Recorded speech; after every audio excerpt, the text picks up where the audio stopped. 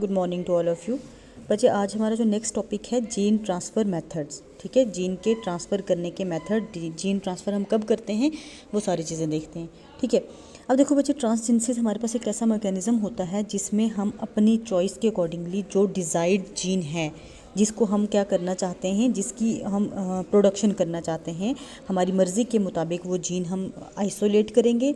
ठीक है, या कोई जीन का छोटा सा फ्रेगमेंट, पूरा जीन भी हो सकता है, उसका छोटा सा फ्रेगमेंट भी हो सकता है, उसको आइसोलेट करेंगे, वो ट्रांसफ़र करेंगे एक ऑर्गेनिज्म से दूसरे ऑर्गेनिज्म में, from one organism to another. ठीक है, और जब ये ट्रांसफ़र करेंगे जो न्यू ऑर्गेनिज्म बनेगा उसको बोला जाएगा ट्रांसजेनिक ऑर्गेनिज्म।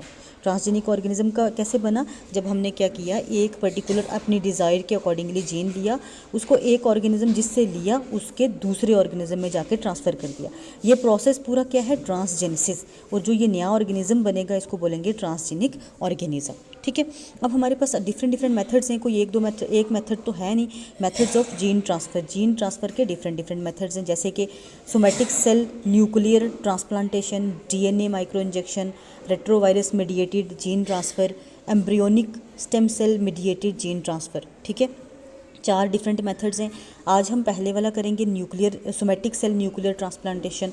ठीक है, उसके बाद मैं अलग अलग से आपको तीनों करवा दूंगी। ठीक है, और तीनों जब करवा दूंगी, तीनों की ही एक बड़े वाली वीडियो जो है मैं वो यूट्यूब पर डालूंगी। आज जो है ये जर्नल आपको मैं सेंड कर रही हूँ। ठीक है, अच्छा, जो अब हमारे पास है सोमैटिक सेल न्यूक्लियर ट्रांसप्लांटेशन, इसमें होता क्या है, हमने आर्टिफिशियल क्लोनिंग करनी होती है, ऑर्गेनिजम्स की आर्टिफिशियल क्लोनिंग करनी होती है। सबसे पहले हंस स्पेमिन और हिल्ड मैंगोल्ड ने 1928 में आर्टिफिशियल क्लोनिंग जो है वो परफॉर्म की थी। ठीक है, आर्टिफिशियल क्लोनिंग से एम्फीबियन एम्ब्रियो पे सबसे पहले इसने ट्राई किया था। ठीक है, उसके बाद अब पहले देखते हैं जर्नल मैकेनिज़्म क्या है, आर्टिफिशियल क्लोनिंग का जर्नल मैकेनिज़्म क्या है। इसमें हमने सबसे पहले क्या करना होता है, एक सोमैटिक सेल। अब सोमैटिक और जर्म सेल का तो आपको पता है ना, सोमैटिक सेल्स क्या होते हैं, जर्म सेल्स क्या होते हैं। सोमैटिक सेल्स आपको पता होना चाहिए, जो गोनेड्स को छोड़ के बाकी पूरी बॉडी के सेल्स वो हमारे पास सोमैटिक में आते हैं। गोनेड्स मतलब जो हमारे पास testis and ovaries, testis in case of male, ovaries in case of female, वो जर्म सेल्स में आती हैं। ठीक है, तो हमने क्या करना है, हमने सबसे पहले सोमैटिक सेल को कलेक्ट करना है।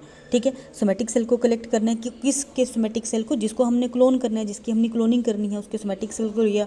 सोमैटिक सेल को लेने के बाद उसी वक्त हम यूज़ कर सकते हैं या क्रायो प्रिजर्व कर सकते हैं। क्रायो प्रिजर्वेशन आपको पता है ना, जिसमें नाइट्रोजन रखा जाता है और टेम्परेचर बड़ा लो रखा जाता है और हम उसको काफ़ी टाइम तक प्रिजर्व करके रख सकते हैं एज इट इज़। ठीक है, तो या हम इमीडिएटली यूज़ कर लें या हम उसको क्रायो प्रिजर्व कर लें। उसके बाद हमने क्या करना है, एक उसी पर्टिकुलर ऑर्गेनिज्म का, उसी एनिमल जिसको हमने क्लोनिंग करानी है उसका एग लेना है। ठीक है, उसको ओवम लिया। अब ओवम लेके ओवम का न्यूक्लियस रिमूव कर देना है। ओवम लिया, ठीक है, ओवम का न्यूक्लियस जो है रिमूव कर दिया। अब जो सोमैटिक सेल लिया था उसका न्यूक्लियस ओवम में इंसर्ट करना। नेक्स्ट स्टेप जो है, अभी मैं आगे डायग्राम में क्लियर कर दूंगी, वहाँ आपको क्लियर हो जाएगा। ठीक है, थर्ड स्टेप क्या है, हमने सोमैटिक सेल का न्यूक्लियस इंसर्ट करना है, किसमें, oocyte में इंसर्ट करना है। ठीक है, उसी तरह फिर इंसर्ट करने के बाद उनको इलेक्ट्रिकल शॉक देना है। एक इलेक्ट्रिकल शॉक देना है। इलेक्ट्रिकल शॉक क्यों? क्योंकि ओवम को ये फील करवाना है कि फर्टिलाइजेशन हुई है। ठीक है, एक्चुअल में फर्टिलाइजेशन नहीं हुई है, स्पर्म एंड ओवा की मिक्सिंग से डिप्लॉयड नहीं बना है। डिप्लॉयड कैसे बना है, हमने सोमैटिक सेल जो डिप्लॉयड था उसको इंसर्ट किया है, देन स्टिमुलस प्रोवाइड किया है ताकि ओवम को फील हो के फर्टिलाइजेशन हुई है और ओवम जो है अपनी फर्दर डेवलपमेंट स्टार्ट कर दे। ठीक है, इस तरह से जब डेवलपमेंट हो जाएगी देन हम वो क्या करेंगे, जो एम्ब्रियो बना है उसको हमने ट्रांसप्लांट करना होता है सरोगेट मदर में। ठीक है, सरोगेट मदर क्यों लेते हैं बच्चे, देखो एक्चुअल में जब हम ये प्रोसेस रन करवाते हैं ना, इस प्रोसेस के दौरान होता क्या है, इस प्रोसेस के दौरान हमने उन पर्टिकुलर एनिमल्स को पहले से प्रिपेयर करना होता है। ठीक है, उन एनिमल्स को पहले से प्रिपेयर करना होता है, जैसे कि जिसका हम सोमैटिक सेल ले रहे हैं उसकी प्रिपरेशन की खास ज़रूरत नहीं है। सोमैटिक सेल हम कहीं से भी ले सकते हैं। जिससे हम ओवम ले रहे हैं उसको अंडर ऑब्जर्वेशन रखा जाता है, कब ओवल्यूशन होगी, कब क्या होगा, वो सारा कुछ अंडर ऑब्जर्वेशन रख के देन उसका एग रिमूव किया जाता है। अब जिसका एग रिमूव किया है उसको ही उसमें दोबारा इंसर्ट नहीं कर सकते, क्योंकि देखो एग की वाइटैलिटी होती है 3 डेज़। तो उस फीमेल में अब 3 डेज़ के बाद अगर हम इंसर्ट करेंगे तो वो कंसीविंग के चांसेस या प्रॉपर डेवलपमेंट के चांसेस नहीं होते हैं। ठीक है, तो हमने उससे ओवम ले लिया। अब एक तीसरी और हमने वैसी ही फीमेल जिसको हम प्रिपेयर करके रखें कि अब मतलब उसमें हमने ऐसी कंडीशन रखी है कि इसमें एम्ब्रियो डेवलप होगा। ठीक है। एम्ब्रियो डेवलप होगा, उसमें उस तरह से प्रॉपर ट्रीटमेंट इंजेक्शन वगैरह किए जाते हैं ताकि उसके यूट्राइन में थिकनिंग होती रहे, फिर उस पर्टिकुलर फीमेल में इंसर्ट किया जाता है जो फर्टिलाइज्ड एग या जाइगोट जो है वो इंसर्ट किया जाता है, उसको हम सरोगेट मदर बोलते हैं। ठीक है। उसके बाद अब हमारे पास जो मेन है वो डॉली शीप का करना है। डॉली शीप आपको पता है ना, डॉली शीप जो सबसे पहले क्लोनिंग सक्सेसफुल क्लोन बना था, डॉली शीप बनी थी। ठीक है। अच्छा बच्चे देखो, आपको ना अगर 15 मार्क्स का क्वेश्चन आता है जीन ट्रांसफ़र मेथड्स, तो आपने 4 मेथड करने हैं, उसमें आप ये जर्नल वाला छोड़ सकते हो, ये वाला छोड़ सकते हो, डायरेक्ट सोमेटिक सेल ट्रांसफ़र में डायरेक्ट आप ये शीप वाला कर सकते हो। लेकिन अगर आपको सिर्फ एक आता है पर्टिकुलरली ये वाला जीन ट्रांसफ़र वो सोमेटिक सेल वाला, तो फिर आप उसमें वो भी दे सकते हो और ये वाला भी दे सकते हो। ठीक है, डिपेंड करता है क्या क्वेश्चन पूछा हुआ है। अब डॉली शिप में सबसे पहले क्या किया गया, मैं आपको इसको डायग्राम से ही समझाने की कोशिश करती हूँ। हमने क्या किया, 2 शीप ली। ठीक है। एक में से हमने क्या लिया, सोमेटिक सेल पर्टिकुलरली हमने मेमरी सेल लिया, मेमरी ग्लैंड में से, मेमरी से ग्लैंड नहीं, मेमरी सेल से लिया। दूसरी हमने शीप ली जिसका एग लिया। ठीक है, एग लिया लेकिन एग का न्यूक्लियस रिमूव कर दिया। एग का न्यूक्लियस रिमूव करने के बाद देखो बच्चे, मैंने कहा ना कि हमने प्रिपेयर करना होता है इस फीमेल को। इस फीमेल से एग हम ऐसे नहीं कभी भी ले सकते। आपको ह्यूमंस का तो पता है ना सॉरी, ये ह्यूमंस में 14 डेज़ लगते हैं एग को पूरा डेवलप होने में। उसी तरह शीप के भी अलग अलग इनका फेजेस होते हैं, तो उन फेजेस के अकॉर्डिंगली पूरा डेवलपमेंट को रखना पड़ता, ऑब्जर्व रखना पड़ता है। देन हमने एग को तब लेना है जब ओवल्यूट होने वाला होता है, ओवरी में से एग रिलीज़ होता है, उसी टाइम पे हमने एग को कलेक्ट करना होता है। एग को कलेक्ट करने के बाद इमीडिएटली उसका न्यूक्लियस रिमूव कर देंगे, क्योंकि न्यूक्लियस अगर वैसे ही रहेगा तो वो फर्दर डेवलपमेंट शो कर सकता है या फिर वो डिग्रेड कर सकता है, क्योंकि इसकी वाइटैलिटी सिर्फ 3 दिन होती है, एग की वाइटैलिटी 3 दिन होती है। तो न्यूक्लियस हमने रिमूव कर दिया। उधर से हमने मेमरी ग्लैंड्स अलग से लिए हुए, मेमरी ग्लैंड्स और इस न्यूक्लियस को क्या किया, फ्यूज़ कराया। फ्यूज़ क्या कराया, इंसर्ट किया। जैसे ही इंसर्ट किया, इलेक्ट्रिकल शॉक दिया ताकि फर्टिलाइजेशन वाली फीलिंग हो। ठीक है, इलेक्ट्रिकल शॉक के बाद वो जो न्यूक्लियस था, न्यूक्लियस सोमेटिक सेल का ओवम जो था, उनकी क्या होना शुरू हो जाएगी, डेवलपमेंट, डिवीज़न। ठीक है, एम्ब्रियोनिक फॉर्म बन जाएगी। देन वो जो एम्ब्रियो बना है उसको हम थर्ड फीमेल या फिर जो हमारे पास सरोगेट मदर है उसमें इंसर्ट करना है। और सरोगेट मदर में इंसर्ट करने के बाद शीप के केस में जो पहली फीमेल डेवलप हुई थी डॉली, उसका नाम रखा था डॉली। लेकिन अब ये किसके आइडेंटिकल होगी, मतलब इसकी जो शक्ल सूरत या फिर इसके जो फीचर्स हैं वो किसके, इस शीप के साथ मिलते थे या इस शीप के साथ। देखो, इसका सिर्फ हमने खाली एग लिया, न्यूक्लियस वगैरह मतलब जो कंटेंट होता है ना, न्यूक्लियर कंटेंट, डीएनए वगैरह, वो इसका नहीं लिया, वो हमने इस वाली पर्टिकुलर फीमेल का लिया। तो ये जो डॉली बनी थी वो इसके आइडेंटिकल थी, जो हम जिससे हमने सोमेटिक सेल लिए थे उसके बिल्कुल आइडेंटिकल थी डॉली।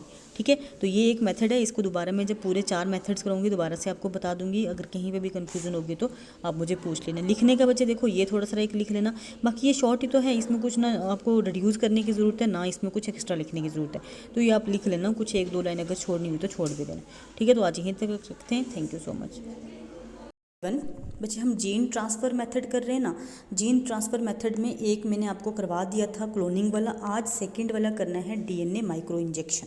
ठीक है, माइक्रो इंजेक्शन के थ्रू किस तरह से हम क्या करते हैं, रिकॉम्बिनेंट कराते हैं या फिर ट्रांसजेनिक एनिमल्स की प्रोडक्शन कराते हैं। ठीक है, अब इसमें बच्चे डिफरेंट स्टेप्स होते हैं। सबसे पहले हमने क्या करना होता है, डीएनए माइक्रो इंजेक्शन, मतलब माइक्रो इंजेक्शन बिल्कुल एक निडल के थ्रू हमने डीएनए को इंसर्ट करना होता है। ठीक है, अब उसके प्रोसेस में कौन कौन से स्टेप्स आएंगे। सबसे पहले देखो बच्चे, जिस एग में हमने, एग में ही ऑब्वियस सी बात है, एग में हमने इंसर्ट करना होता है, हमने एग को इमोबिलाइज्ड कर देना ताकि वो पर्टिकुलर मूवमेंट शो ना करे, इधर उधर वो ना घूमे। हम सबसे पहले क्या करेंगे, एग को इमोबिलाइज्ड कर देंगे सक्शन के थ्रू, मतलब एक सक्शन पेपर होती है उसके थ्रू हमने क्या करना है, एग को इमोबिलाइज कर देना है ताकि ना तो उसमें कोई डिवीज़न हो ना उसमें कोई मूवमेंट हो। ठीक है, मूवमेंट का खैर ज़्यादा इशू नहीं होता, बट जैसे ही एग है उनकी फर्दर डिवीज़न होना शुरू हो जाती है ना, जाइगोट की डिवीज़न होना शुरू हो जाती है, उस चीज़ को हमने कंट्रोल करना है। उसके बाद हमने क्या करना है, जो हमारा डिज़ायर्ड जीन है,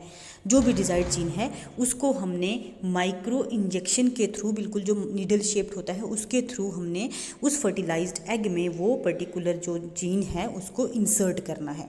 ठीक है, अब जो इंसर्शन होती है देखो करनी कब है, एक तो हो गया जैसे ये हमारे पास ओवम था, ठीक है, स्पर्म का न्यूक्लियस आया तो हमारे पास फ्यूज़न के पहले इस तरह से माइक्रो न्यूक्लियाई होते हैं, उसके बाद होती है फ्यूज़न। तो जस्ट आफ्टर फर्टिलाइजेशन, जैसे ही स्पर्म का प्रो न्यूक्लियाई ओवम के अंदर एंटर हुआ है, एंटर होते ही तो मिक्सिंग नहीं हो जाती, कुछ टाइम तक वो अलग अलग प्रो न्यूक्लियाई रहते हैं। तो हमने ये टाइम नोट करना है, जैसे वो प्रो न्यूक्लियाई हैं, ये सबसे बेस्ट टाइम होता है उस रिक्वायर्ड जीन को इंसर्ट करने का। ठीक है, अगर मान लो फ्यूज़न हो भी गई है तो फ्यूज़न के जस्ट आफ्टर फ्यू मिनट्स भी हम इंसर्ट कर सकते हैं। ठीक है, तो हमने क्या करना होता है, जो डिज़ायर्ड जीन है उसको माइक्रो इंजेक्शन के थ्रू उस फर्टिलाइज्ड एग में क्या करेंगे, इंसर्ट कर देंगे।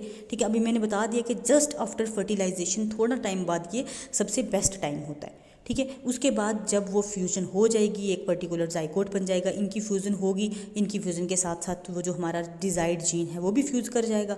ठीक है, और वो फ्यूज़ करने के बाद हमारे वो इनहेरिटेड होना शुरू हो जाएगा। इनहेरिटेड का मतलब वो generations to generations carry on होना शुरू हो जाएगा। ठीक है, उसके बाद जब हमने ये सारा procedure inside the living organism हम नहीं कर सकते। इनसाइड द लिविंग ऑर्गेनिज्म क्यों नहीं कर सकते, क्योंकि ये बहुत माइनर चीज़ें जो हैं देखनी होती है। जैसे मैंने बोला कि जब प्रो न्यूक्लियाई एंटर हुआ है लेकिन फ्यूज़ नहीं हुआ, तो ये फ्रैक्शन ऑफ सेकंड्स या मिनट्स का काम होता है। तो एक एक मिनट की इन्फॉर्मेशन बॉडी के इनसाइड से लेना मुश्किल हो जाता है, तो ये इन विट्रो होता है इनसाइड द लैब। ठीक है, तो अब हमने क्या किया, ये हमारे पास जाइगोट बन चुका है। अब इस जाइगोट को इंसर्ट करना है दूसरी फीमेल में। अब हम वही पर्टिकुलर फीमेल नहीं यूज़ करते, क्योंकि उसका प्रोसीजर, उसको हमने अलग तरह से पूरी दिया हुआ प्रोसीजर, ताकि उसमें से एग को एक्सट्रैक्ट करें। उसमें से एग को एक्सट्रैक्ट किया है। अब जब एग एक्सट्रैक्ट हो चुका है तो उसमें जो यूट्राइन लाइनिंग बनी थी, जो इम्प्लांटेशन के लिए बनी थी, उनकी रप्चरिंग वगैरह होना शुरू हो जाएगी। तो हमने एक और फीमेल रखी होती है, सरोगेट जिसको हम बोलते हैं, उस फीमेल को भी हमने तैयार किया होता है कंसीविंग के लिए, उसको प्रिपेयर किया होता है। उसमें हम ये वाला पर्टिकुलर जो है ओवम नहीं बोलेंगे, इसको जाइगोट बोलेंगे, जाइगोट को इंसर्ट कर देंगे। ठीक है, अब जब जाइगोट उसके अंदर चला गया तो वो फर्दर डेवलपमेंट होना शुरू हो जाएगी। अब अच्छा ये देखो, एक डाउट क्लियर यहाँ पे होता है, सरोगेट मदर हम क्यों यूज़ करते हैं, क्योंकि देखो जिससे एग एक्सट्रैक्ट किया, और एक चीज़ आप हमेशा याद रखना, ह्यूमंस के केस में बात तो कर रही हूँ, हमारी एग की वाइटैलिटी होती है 3 दिन। तो हमने अब एग जो लैब में हम रखते हैं, हम उसको इमोबिलाइज कर सकते हैं, हम वाइटैलिटी थोड़ी इंक्रीज़ कर सकते हैं, but inside human female, humans की बॉडी के अंदर वो एग 3 दिन तक ही वाइटल रहता है। तो 3 दिन के बाद जब एग फर्दर डेवलप नहीं होता, जाइगोट नहीं बनता, तो वो जो यूट्राइन वॉल की थिकनिंग हुई होती है ना, मोटी हुई होती है, नई ब्लड वेसल्स बनी होती हैं, उनकी रप्चरिंग होना शुरू हो जाती है। इम्प्लांटेशन के लिए यूट्रस जो है रेडी नहीं रहता, इसीलिए सरोगेट मदर यूज़ की जाती है। सरोगेट मदर को अलग से प्रिपरेशन में रखा होता है कि उसको प्रिपेयर करके रखते हैं कि उसका यूट्रस खुद को इस तरह बना रहा है कि वो कंसीव कर सके। ठीक है, तो इस पर्टिकुलर वे से हमने क्या करना होता है, माइक्रो इंजेक्शन के थ्रू डिज़ायर्ड जीन को हम ट्रांसफ़र करते हैं, और फिर उसके अकॉर्डिंगली हम जो है नया जो ट्रांसजेनिक पर्टिकुलर एनिमल की प्रोडक्शन करते हैं। ठीक है, इस मेथड से हम कौन कौन से ट्रांसजेनिक एनिमल्स ज़्यादा प्रोड्यूस करते हैं, एक तो माइस प्रोड्यूस की गई है, चिकन प्रोड्यूस किए गए हैं, काऊ की गई है, फिश की गई है, पिग किए गए हैं, रैबिट किए गए हैं। ये पर्टिकुलर ऐसे ऑर्गेनिजम्स हैं जिनको हमने बहुत कॉमनली यूज़ किया गया है। और यूनिवर्सिटी ऑफ कैलिफोर्निया में कहा गया कि जो ये ट्रांसजेनिक माइस है, इसकी 10 to 15% जो है हमारे पास वाइटैलिटी रही है। ठीक है, 10 to 15% जो प्रॉपर सक्सेस रेट है। ठीक है, और ये जो पहली ऐसी टेक्निक है, जितनी भी टेक्निक्स हैं, पहली ऐसी टेक्निक है जो मैमल्स में सक्सेसफुल रही है, जिसको हम ईजिली अप्लाई कर सकते हैं और जिसकी वजह से हमें अच्छा खासा रिजल्ट मिला है। ठीक है, अब ये देखो, ये डायग्राम आपने बनानी है इस तरह से। प्रो न्यूक्लियाई हैं फर्टिलाइज्ड एग में, तो हमने क्या किया है, इंजेक्ट किया है। पहले उसको होल्ड करके रखना है, देन उसके बाद इंजेक्ट करना है। इंजेक्शन के बाद फर्दर जो है पूरा ऑर्गेनिज्म बन जाएगा। ये एक ट्रांसजेनिक माइस बनाई हुई है। आपको ज़रूरी नहीं है यहाँ पे माइस बनाना, आप यहाँ पे लिख सकते हो ट्रांसजेनिक माइस लिख सकते हो, सिर्फ ये वाला। ठीक है, तो आज यही मेथड करते हैं बच्चे। हमारे पास 2 और मेथड बचे हैं, तो वो 2 मेथड्स मैं कल करवा दूंगी। और मैं सिलेबस थोड़ा आहिस्ता ही चल रही हूँ, क्योंकि इसके बाद हमारा तीसरा यूनिट खत्म हो जाना है, और लास्ट वाले 2 यूनिट बहुत ही ईजी और शॉर्ट हैं। इसलिए सिलेबस की आपने टेंशन नहीं करनी। आपको जो करवाया जा रहा है थोड़ा लिमिटेड करवा रही हूँ, आप वही करते जाओ, तो सिलेबस इंशाल्लाह जल्दी कंप्लीट हो जाएगा। ठीक है, तो आज हम यहीं तक रखते हैं। कोई भी कन्फ्यूज़न हुई आप मुझे पूछ सकते हो।